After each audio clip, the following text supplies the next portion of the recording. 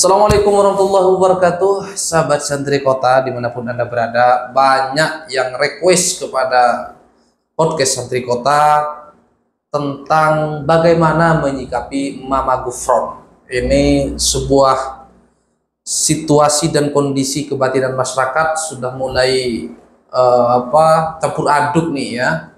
Campur aduk, ada isu nasab, ada isu tambang, ada isu Mama Gufron, ada isu warga Nahdien datang ke sana, ke Israel. Ya, ke Israel. Itu semua menjadi diskursus para santri dan semua anak pelakunya adalah para santri. Bagaimana menyikapi persoalan ini? Alhamdulillah telah bergabung bersama saya di podcast Santri Kota yang kita cintai ini. Jangan lupa nanti tetap sampaikan aspirasi para santri di kolom komentar. Ada masukan, ada kritik, ada pertanyaan, silahkan tulis di kolom komentar. Jangan lupa like dan subscribe channel Santri Kota agar admin semakin bersemangat untuk mengedukasi, memberikan pencerahan.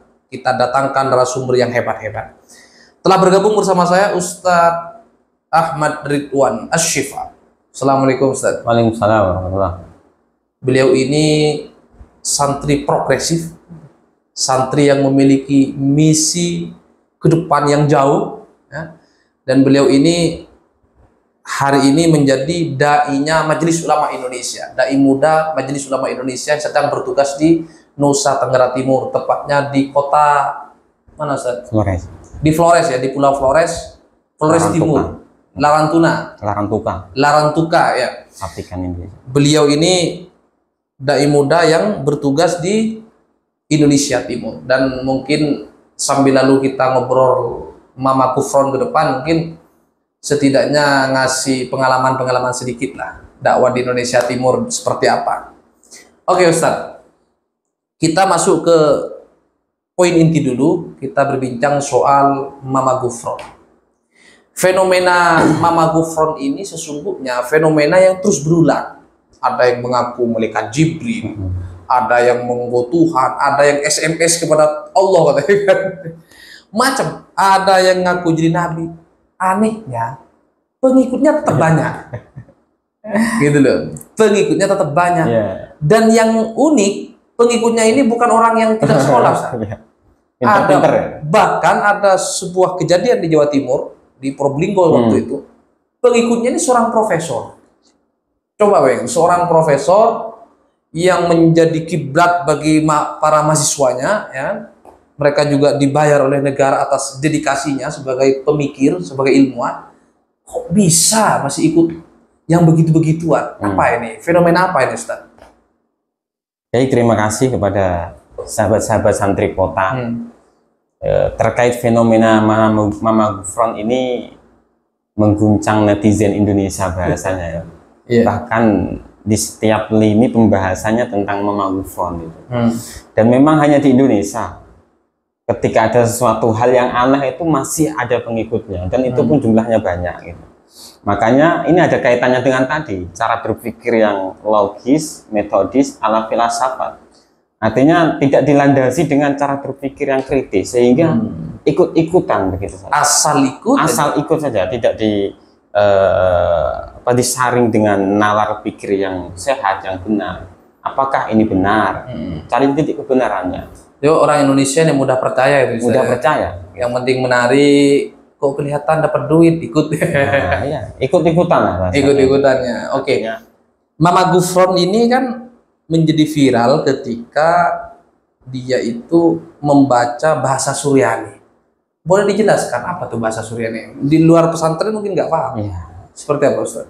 Memang ada beberapa indikator yang membuat Mama Gufron ini booming ya, karena memang anti mainstream. Apa yang dilakukan itu tak wajar. Ada beberapa poin yang saya amati, yang saya lihat dari media sosial.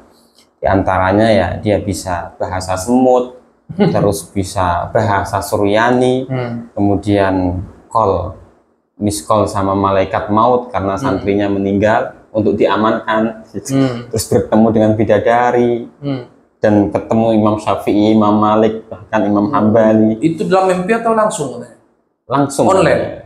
online mungkin kayak jamaah Allah di Jogja itu, Sleman itu. Saya telepon Allah kan begitu. Tetapi yang di antara yang disampaikan memang ada salah satu hal yang benar ya. Di antaranya bahasa Suryani. Jadi bahasa Suryani ini memang benar adanya. Kalau kita lihat sisi historis yang saya baca dari beberapa literatur ya, bahasa Suryani ini merupakan bahasa di era Syria kuno ya. Syria kuno, kalau dalam bahasa Inggris itu namanya Classical Syriac. Dalam bahasa aslinya Lesana Suryaya. Kemudian di bahasa Indonesia kan menjadi Suryani sendiri. Dan bahasa Suryani ini merupakan bahasa purba bangsa Mesopotamia yang dalam perkembangannya dari bangsa Mesopotamia ini menghasilkan bahasa Semitik, terus Yafetik dan Hamitik, Yafetik dan Hamitik. Nah, bahasa Semitik ini kemudian melahirkan namanya bahasa Suryani dan Aramaik. Suryani dipakai di sebagian daerah di Syria kuno, Aramaik di Irak kuno, gitu. Suryani dan Aramaik. Nah, sedangkan Aramaik ini kemudian dalam perkembangannya muncullah bahasa Arab dan bahasa Ibrani itu. Jadi bahasa Arab ini merupakan bahasa dari hasil bahasa tertua bahasa Suryani. Sebagian, kalau kami ini anak pesantren ya, jadi pakai literatur ala pesantren. Jadi ada kitab namanya Al-Ibris, bukan kitabnya Kiai Bisri Mustafa Rembang ya. Al-Ibris min kalami Sidi Abdul Aziz. Nah, di situ coba dilihat di juz 1 itu ada keterangan tentang bahasa Suryani. Jadi redaksinya itu innal lugha as-suryaniyah hiya lughatul arwah. Namanya Syekh Abdul Aziz Ad-Dabbagh menegaskan bahwa bahasa Suryani ini merupakan bahasa arwah. Bahasa arwah. Yatakhotabu bihal auliya, yang dipakai oleh sebagian besar para wali-wali saat itu. Pakai komunikasi, bercakap-cakapnya pakai bahasa Suryani. Lihtisoriha wa hamalahal ma'ani al-kasir, di keterangan itu. Karena bahasa Suryani simple, tetapi hamalahal ma'ani al-kasir, mengandung makna yang sangat luas, cakupannya luas. Gitu. Jadi Syekh Ad-Dabbagh ini menjelaskan bahwa bahasa Suryani merupakan salah satu bahasa tertua. Dan sebagian ulama berpendapat lagi bahwasanya bahasa yang dipakai Nabi Adam itu bukan bahasa Arab, tapi bahasa Suryani. Begitu, bahasa Suryani. Nah, kemudian hal ini sesuai dengan salah satu hadis Nabi ya. Tetapi saya kurang begitu tahu apakah hadis ini sahih, derajatnya ya sahih, ataukah hadis mursal atau mangdu. Intinya redaksinya yang saya ingat itu ya Aba Zarrin, wahai Abu Zar. Saat itu Rasulullah mengatakan, wahai Abu Zar, arba'atun sirriyuna, ada 4 nabi dari bangsa Suryani, as-sirriyun, jamak arba'atun sirriyuna, Adam wa Nuhun, dan Nuh, wa Syid wa Idris, wa huwa awwaluman khattabil qalam. Redaksinya kurang lebihnya seperti itu. Ada 4 nabi dari bangsa Suryani, Nabi Adam, Nabi Syed, kemudian Nabi Idris, dan yang keempat itu Nabi Nuh. Nah, itu menggunakan bahasa-bahasa Suryani yang berkembang di daerah Syria kuno. Makanya bahasa ini merupakan bahasa yang sangat sakral di kalangan umat Kristiani pada awal-awal kekristenan menyebar di Syria kuno, di Syria kuno. Karena banyak tulisan serta bahasa dari bahasa Suryani ini memang mirip dengan bahasa Arab dan bahasa Ibrani. Nah, terus dalam perkembangannya bahasa Suryani ini digunakan oleh nenek moyangnya Nabi Ibrahim. Nabi Ibrahim ke atas itu menggunakan bahasa Suryani. Nah, bahasa Ibrani digunakan oleh keturunannya Nabi Ibrahim lewat jalur Nabi Ishak. Ibrani, makanya termasuk Bani Israel itu. Sedangkan bahasa Arab dipakai oleh keturunan Nabi Ibrahim lewat jalur Nabi Ismail. jadilah bangsa Arab, Nabi Muhammad dan sebagainya. Jadi benar adanya bahasa Suryani, tapi para ulama memberikan peringatan bahwasanya bahasa Suryani itu termasuk bahasa para waliullah dalam bercakap-cakap. Artinya harus menggunakan pemahaman khusus, dan tidak semua orang bisa memahami bahasa ini karena penuh dengan isyarat, rahasia-rahasia dan teka-teki. Maka tidak sembarangan untuk memakainya. Nggak sembarangan, apalagi diupdate di media sosial. Ya, tidak sembarangan. Tapi kalau misalnya dilihat dari sisi konten yang dibaca makoli itu bahasa Arab atau bahasa Suryani itu? Yang Mama Gufron itu? Itu lebih miripnya Suryani naturalisasi. Artinya ini bahasa wali karena saking sulitnya memahami bahasa ini, penuh dengan teka-teki. Syekh Zaki Ibrahim itu mengungkapkan bahwasanya banyak rahasia-rahasia makna yang dalam bahasa ini. Boleh menggunakan bahasa ini dalam kedua keadaan, kecuali dalam dua keadaan, yang pertama itu apabila orang itu benar-benar memahami lafaz serta makna yang terkandung di dalamnya. Dan yang kedua, apabila orang itu dengan harapan untuk tabarukan mengambil berkahnya para wali yang dulu pernah mengucapkan bahasa ini. Dan tidak adanya unsur-unsur kemusyrikan dengan menyebutkan nama-nama jin, mantra-mantra sihir dan lain sebagainya. Nah, ini kan langka, bahkan sekarang mulai nggak ada lah bahasanya yang bisa dengan bahasa Suryani. Saya dengar-dengar di pondok itu banyak amalan dari bahasa Suryani, bener nggak itu, Ustaz? Nah, karena memang banyak mantra-mantra sihir dan lain sebagainya diambil dari bahasa-bahasa kuno, karena bahasa purba ini, bahasa Nabi Adam, karena sampai keturunannya sampai ke Nabi Idris misalnya itu. Jadi Mama Gufron dalam hal ini ya kita husnuzan juga ya terhadap beliau itu. Seharusnya tidak mempublikasi apa yang disampaikan ke khalayak umum.